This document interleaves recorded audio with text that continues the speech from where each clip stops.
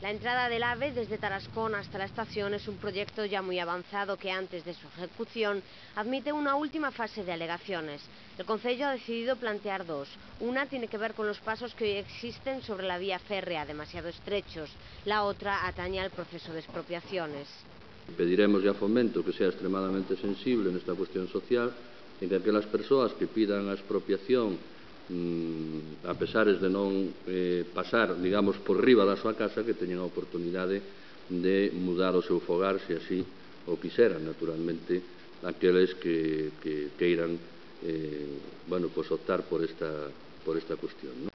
El otro tema abordado es la conexión de la autovía A76 con Ourense. Frente a la alternativa de Fomento, un puente a la altura de Ospeares y una bajada hasta entroncar en Coles con la A52, el Concello prefiere otra.